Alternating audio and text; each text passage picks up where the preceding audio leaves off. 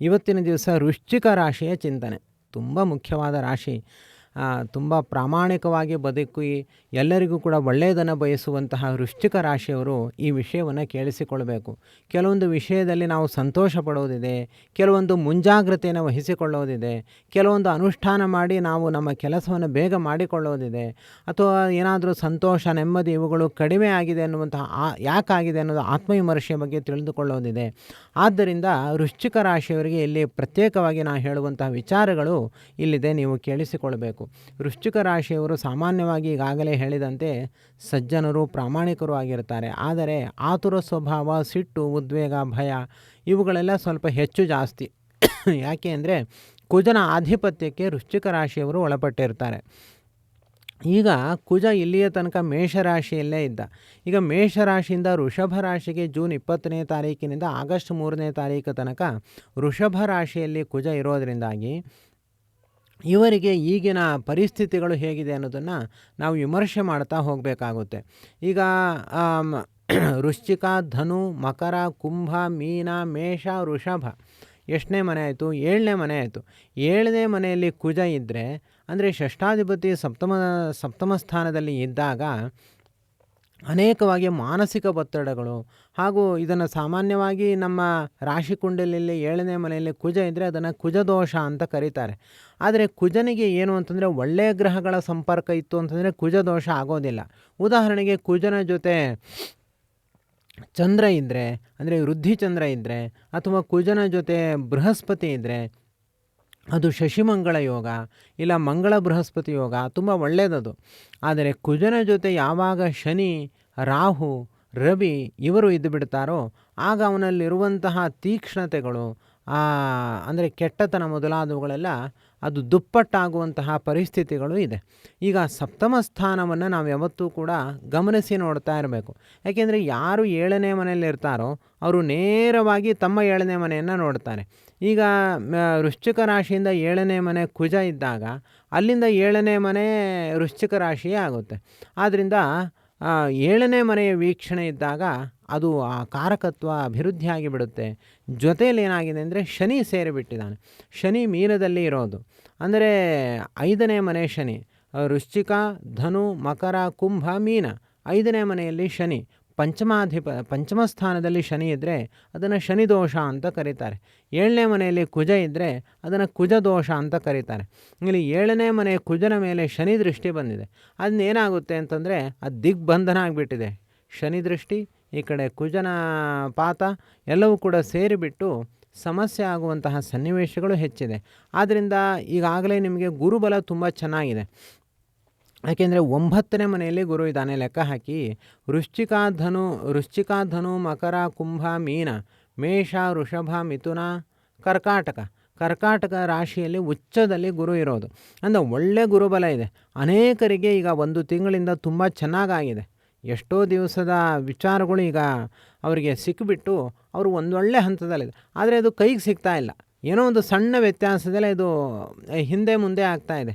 ಕಾರಣ ಏನು ಅಂತಂದರೆ ಈ ಮಾನಸಿಕ ಒತ್ತಡಗಳನ್ನು ಉಂಟು ಮಾಡುವಂತಹ ಕುಜ, ಅದು ಸಮಸ್ಯೆ.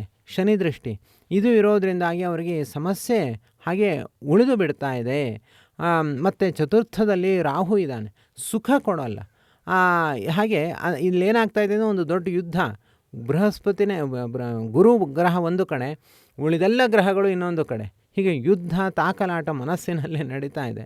ಅದು ನಮಗೆ ಬಂದಿದೆ, ಸಿಕ್ಕಿಲ್ಲ. ಅನುಭವಿಸಬೇಕು ಅಂತ ಅನಿಸುತ್ತೆ, ಆಗಲ್ಲ. ಹೀಗೆ ಬಿಸಿ ತುಪ್ಪ ಅಂತ ಹೇಳ್ತಾರೆ. ಹಾಗಾಗಿದೆ ವೃಶ್ಚಿಕ ರಾಶಿಯವರಿಗೆ. ಅದಕ್ಕೋಸ್ಕರ ನಾವು ಈಗೇನು ಮಾಡ್ಬೋದು ಅನ್ನೋದನ್ನೇ ನಾವಿಲ್ಲಿ ಚಿಂತನೆ ನಡೆಸಬೇಕಾಗಿದೆ. ಈಗ 10ನೇ ಮನೆಯಲ್ಲಿ ಕೇತು, ಮತ್ತು ಪಂಚಮ ಸ್ಥಾನದಲ್ಲಿ ರಾಹು, ಚತುರ್ಥ ಸ್ಥಾನದಲ್ಲಿ ರಾಹು, ಪಂಚಮ ಸ್ಥಾನದಲ್ಲಿ ಶನಿ, ಇದೆಲ್ಲ ಇರೋದರಿಂದಾಗಿ ವೃಶ್ಚಿಕ ರಾಶಿಯವರಿಗೆ ಒಂದು ಥರ ತುಮುಲಗಳು, ಉದ್ವೇಗಗಳು ಮತ್ತು ಆರೋಗ್ಯದಲ್ಲಿ ವ್ಯತ್ಯಾಸಗಳು ಇದೆಲ್ಲವೂ ಕೂಡ ಉಂಟಾಗ್ತಾ ಇರುತ್ತೆ.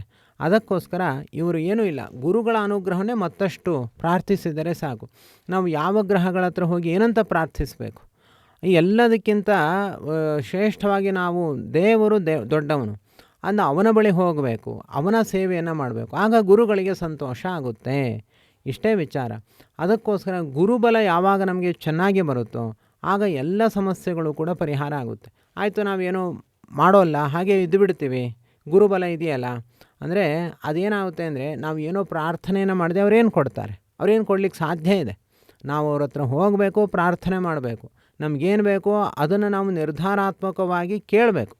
ಅದರಲ್ಲೇ ಗೊಂದಲ ಇತ್ತು ಅಂತಂದರೆ, ಈಗ ಒಂದು ಮನೆ ತೊಗೋಬೇಕು, ಒಂದು ಸೈಟ್ ತೊಗೋಬೇಕು, ಅದರಲ್ಲೇ ಗೊಂದಲ, ತೊಗೋಬೇಕೋ ತೊಗೋಬಾರ್ದು, ತೊಗೊಂಡ್ರೆ ಏನು ಸಮಸ್ಯೆ, ಹೀಗೆಲ್ಲ ಗೊಂದಲಪಟ್ಟು ನಾವು ಪ್ರಾರ್ಥನೆಯನ್ನು ಮಾಡಿದಾಗ ಅದು ಫಲವನ್ನೇ ನೀಡೋದಿಲ್ಲ. ಅದಕ್ಕೋಸ್ಕರ ನಾವು ಏನೇ ಉದ್ದೇಶವನ್ನು ಹೊಂದಿದ್ರೂ ಕೂಡ ಅದರಲ್ಲಿ ನಿರ್ಧಾರಾತ್ಮಕವಾಗಿ ನಾವು ಗುರುಗಳ ಬಳಿ ಅದನ್ನು ಪ್ರಾರ್ಥನೆ ಮಾಡಬೇಕು. ಈಗಾಗಲೇ ಹೇಳಿದಂತೆ ಎಲ್ಲ ಸಮಸ್ಯೆಗಳು ಒಂದು ಕಡೆ ಇದೆ, ಗುರುಬಲ ಇನ್ನೊಂದು ಕಡೆ ಇದೆ. ನಾವೇನು ಮಾಡಬೇಕು? ಗುರುಗಳ ಬಳಿ ಹೋಗಬೇಕು, ಇಷ್ಟೆಲ್ಲ ಸಮಸ್ಯೆ ಇದೆ, ಪರಿಹಾರ ಮಾಡಿ ಅಂತ ಅನ್ನಬೇಕು. ಹೌದು ತಾನೇ? ಅಷ್ಟೇ ಉತ್ತರ. ಅದಕ್ಕೋಸ್ಕರ ವೃಶ್ಚಿಕ ರಾಶಿಯವರಿಗೆ ಹೇಳುವಂಥದ್ದು, ಮತ್ತಷ್ಟು ಗುರುಗಳ ಸೇವೆಯನ್ನೇ ನೀವು ಮಾಡಿ. ಯಾಕೆಂದರೆ ಭಾಗ್ಯಸ್ಥಾನದಲ್ಲಿ, ಪೂರ್ವಪುಣ್ಯ ಸ್ಥಾನದಲ್ಲಿ, ಅಂದರೆ ನವಮ ಸ್ಥಾನದಲ್ಲಿ, ಪಿತೃಸ್ಥಾನದಲ್ಲಿ ಗುರುಗಳು ಇದ್ದು ಅನುಗ್ರಹವನ್ನು ಮಾಡಲಿಕ್ಕೆ ಸಿದ್ಧರಾಗಿದ್ದಾರೆ. ಅಂತಹ ಗುರುಗಳ ಬಳಿಯೇ ನಾವು ಮತ್ತಷ್ಟು ಆ ಸೇವೆಯನ್ನು ಮಾಡಿ ಪ್ರಾರ್ಥನೆ ಮಾಡಿದ್ರೆ ಅದು ಸಕಲ ವಿಧ ಇಷ್ಟಾರ್ಥಗಳಿಗೆ ಅದು ಕಾರಣೀಭೂತವಾಗುತ್ತೆ. ಪ್ರಕೃತದಲ್ಲಿ ಆಗಸ್ಟ್ 30ನೇ ತಾರೀಕು ಗುರುರಾಯರ ಆರಾಧನೆ ಬರ್ತಾ ಇದೆ. ನಾವು ರಾಘವೇಂದ್ರ ಸ್ವಾಮಿಗಳನ್ನೇ ಚೆನ್ನಾಗಿ ಆರಾಧನೆ ಮಾಡಿದ್ರೆ ಆಯಿತು. ಅವರನ್ನೇ ಚೆನ್ನಾಗಿ ಆರಾಧನೆ ಮಾಡಿದ್ರೆ ಎಲ್ಲ ಪ್ರಶ್ನೆಗಳೂ ಬರೋದಿಲ್ಲ, ಯಾವ ಸಮಸ್ಯೆಗಳೇ ಬರೋದಿಲ್ಲ.